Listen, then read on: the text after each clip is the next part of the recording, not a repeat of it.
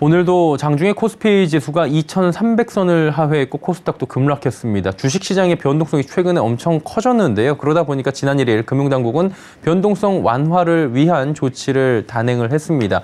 공매도 특별감독, 증권사의 신용융자 담보비율 유지 의무 면제 이런 부분들이 좀 주로 담겼는데요. 어떤 부분을 중점적으로 봐야 되는지 증권부 최민정 기자와 하나하나 좀 짚어보도록 하겠습니다. 어서 오세요. 네, 안녕하세요. 신용융자 담보 비율부터 이야기를 좀 해보도록 하겠습니다. 변동성이 크다라는 얘기가 나오니까 일단은 들고 나온 조치가 신용융자 담보 비율을 증권사마다 탄력적으로 유지한다라고 하는데 이 부분을 조금 설명해 주시죠. 네, 신용융자 반대 매매 급증을 막기 위해서인데요. 대체적으로 신용융자 반대 매매가 일어나게 되면요. 주가 하락을 발생시키고요. 주가 하락이 일어나면 개인 투자자들의 패닉셀링으로 이어지게 되면서 추가적으로 주가의 낙폭이 더 커지기 때문입니다. 이에 오늘부터 9월 30일까지 신용융자 담보비율 유지 의무를 면제키로 한 건데요. 현재 증권사가 신용융자 시행 시 담보 비율을 140%로 확보하고 내규에서 정한 비율을 이제 유지할 것을 요구하고 있는데요. 증권사에서 이제 자율적으로 담보 비율을 조정할 수 있도록 한 겁니다. 그러니까 한마디로 담보를 가지고 있는 물건에 대해서 좀 덜 깐깐하게 해라라고 증권사한테 주문을 한 걸로 일단은 이 부분을 짚고 넘어가도록 하고요. 금융위에서 또 투자자들이 불만이 가장 많은 공매도에 대한 언급도 있었다고 하는데 어떤 내용입니까? 네, 정부는 금융감독원 또 거래소 합동으로 이제 공매도 특별 점검을 실시하겠다고 발표했는데요. 공매도 현황 및 시장 교란 가능성은 없는지 확인하겠다는 겁니다. 이에 거래소는 공매도 특별 감리부 인원을 기존 13명에서 17명으로 이제 확대했고요. 구조를 개편하면서 공매도 관련 긴급 이슈에 대해 발빠르게 대응하겠다는 겁니다.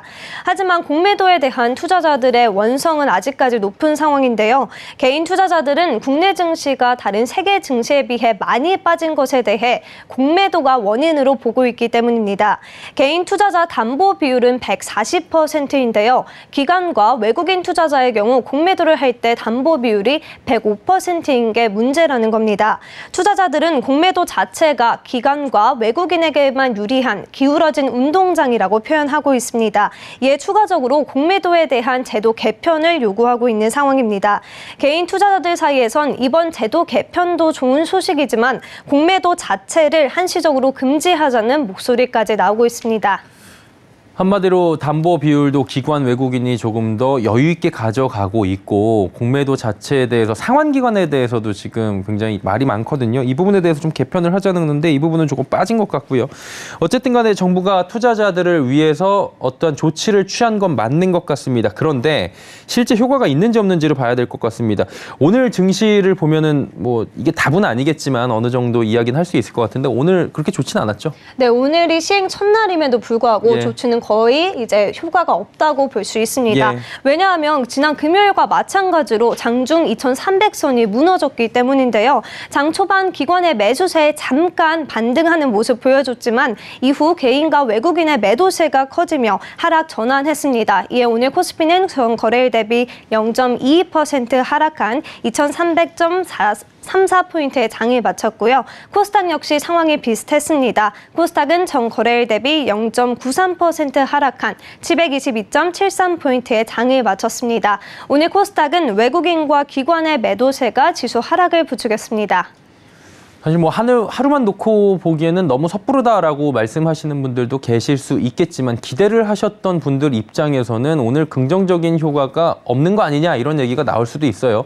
그러면 이제 증권가에서는 어떻게 평가를 합니까? 네, 증권가에서는 이제 정부의 정책적인 의지는 확인됐다 이렇게 말을 했는데요. 이로써 앞으로 위축된 투자 심리의 안정감을 유발하는 효과 정도는 줄 수 있다고 평가했습니다.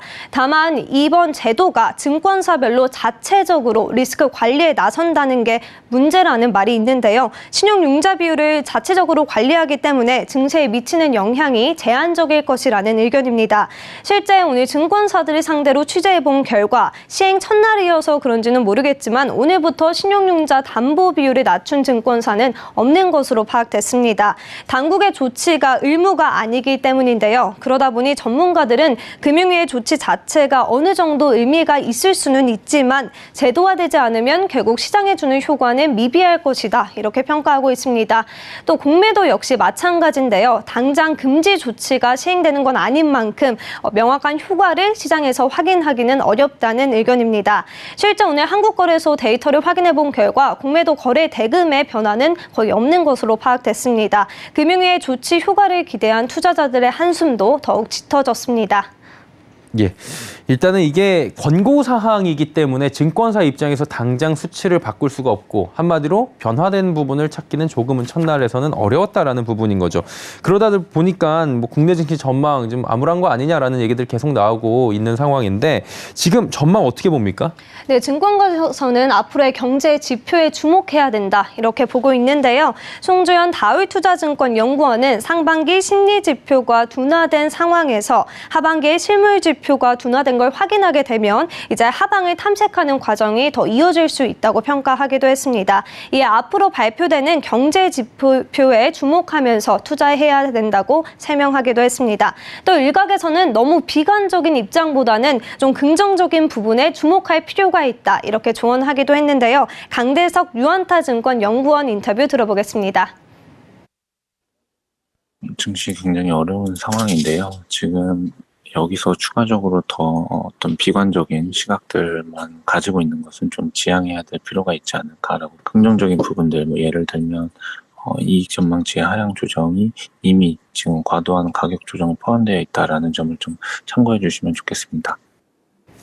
예, 금융당국의 변동성 완화 조치 첫날의 증권 상황과 그리고 여러 가지 이야기들, 향후 전망들까지 짚어봤습니다. 증권부의 최민정 기자였습니다. 고맙습니다. 감사합니다.